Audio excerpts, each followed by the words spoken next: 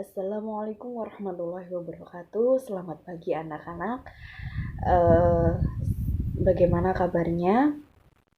Nah, pada pagi hari ini kita akan memulai pelajarannya. Nah, sebelum kita memulai pelajarannya, alangkah baiknya anak-anak berdoa terlebih dahulu. Silakan bagi ketua kelas memimpin doanya. Selanjutnya silakan anak-anak untuk membuka pelajaran akidah akhlak bab tentang husnuzon. Nah, selanjutnya saya akan menjelaskan tentang husnuzon. Apa sih husnuzon itu dan macam-macam yang ada dalam husnuzon tersebut. Husnuzon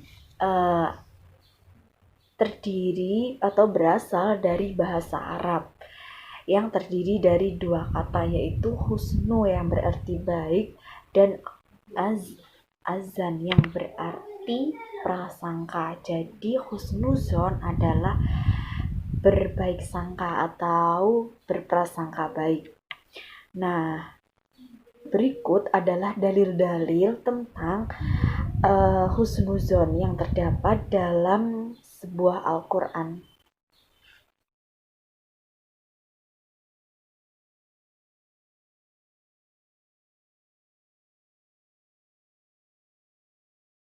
Nah, itu tadi ayat-ayat Al-Quran yang menjelaskan tentang husnuzon. Nah, selanjutnya hukum dari husnuzon itu sendiri.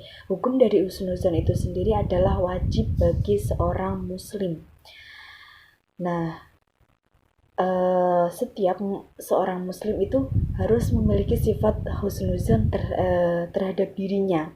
Nah, yang sudah dijelaskan dalam Quran surat Al-Hujurat ayat 12 di atas tadi, bahwasannya diwajibkannya seorang muslim itu memiliki sifat husnuzon. Nah, selanjutnya yaitu ada juga contoh ataupun bukti bentuk husnuzon itu sendiri. Yang pertama yaitu husnuzon kepada Allah SWT.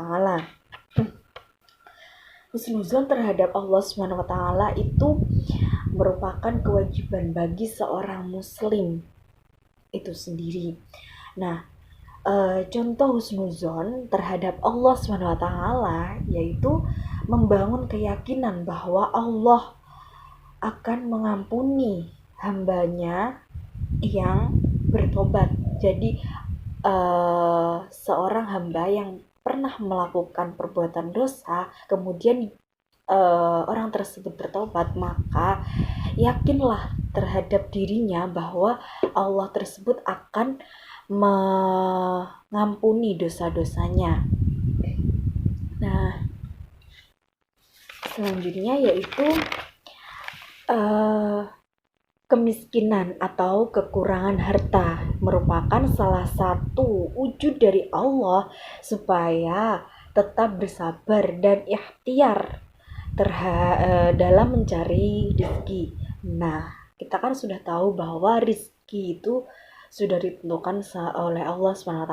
Maka kita sebagai hambanya yaitu harus selalu merasa bersyukur dan selalu berusaha untuk mencari rezeki tersebut.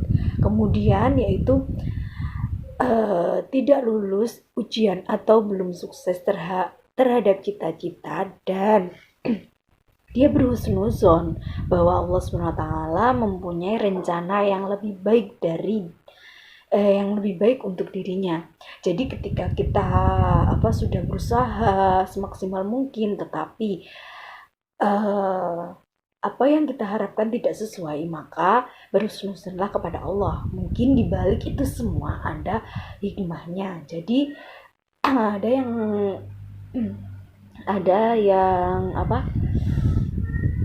rencana yang baik untuk diri kita. Nah, selanjutnya itu husnuzon terhadap diri sendiri. Husnuzon itu selain husnuzon kepada Allah, juga terhadap diri sendiri itu yang paling utama. Yang paling utama itu terhadap diri sendiri. Contoh dari husnuzon terhadap diri sendiri yaitu memiliki fisik yang tidak sempurna. Kita harus tetap optimis dalam hidup dan berhusnuzon kepada Allah. Kemudian menghormati kedua orang tua walaupun keadaan fisik atau status sosialnya itu rendah. Jadi kita itu tidak boleh memiliki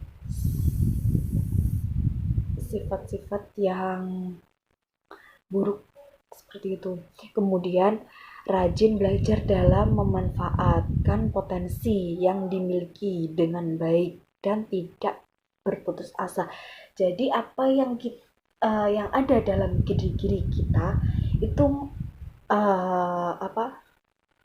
jagalah atau manfaatkanlah dengan sebaik-baiknya dan jangan pernah berputus asa dalam hal apapun. Nah, kemudian husnuzon terhadap sesama manusia itu yang paling sulit dalam kehidupan sehari-hari ya. Nah, contoh husnuzon terhadap sesama manusia yaitu senang melihat orang lain jika mendapatkan kebahagiaan atau keberhasilan dan ucapkanlah selamat atau selamat atas keberhasilannya. Jadi ketika kita melihat orang yang sedang berbahagia, kemudian atau sedang bahagia atau sedang mendapatkan keberhasilan, maka kita sebagai manusia itu memberikan ucapan selamat terhadap orang tersebut atas kesuksesannya. Kemudian yang kedua, menghindari sikap dan perilaku menggunjing atau mencari-cari kesalahan orang lain. Jadi kita itu sebagai sesama umat manusia itu tidak boleh menggunjing atau mencari-cari kesalahan orang lain. Nah, selanjutnya menunjukkan rasa iba atau turut prihatin kepada orang lain jika mendapatkan musibah atau kesulitan, serta segera memberikan pertolongan sesuai dengan kemampuan. Jadi ketika ada seseorang yang sedang memerlukan bantuan, kita harus menolongnya, tetapi kita harus tahu batasannya, seperti kita itu menolong tetapi juga tak sesuai dengan kemampuan yang kita punya, seperti itu. Nah, ada juga dampak positif dari sifat husnuzon. Yang pertama yaitu semakin dekat hubungan batin antara pelaku dengan pihak lain yang diduga berbuat kebaikan, kemudian memperoleh kepercayaan dari orang yang menduga dirinya telah berbuat baik. Selanjutnya memperkuat kepercayaan persaudaraan antara keduanya, yaitu yang menduga dan yang diduga. Nah, itu tadi dampak positif dari husnuzon. Nah, itu tadi tentang penjelasan saya mengenai husnuzon. Nah, untuk selanjutnya, bagi anak-anak yang masih belum paham dengan penjelasan saya tadi, silahkan bertanya. Monggo, silahkan. Nah, jika tidak ada pertanyaan, maka saya akan mengakhiri pelajaran pada hari ini. Nah, selanjutnya silakan anak-anak buka bukunya. Halaman selanjutnya itu ada uji kompetensi, kalian kerjakan minggu depan. Kita bahas, kita cocokkan. Cukup sekian dari saya. Apabila ada kesalahan saya mohon maaf. Wassalamualaikum warahmatullahi wabarakatuh.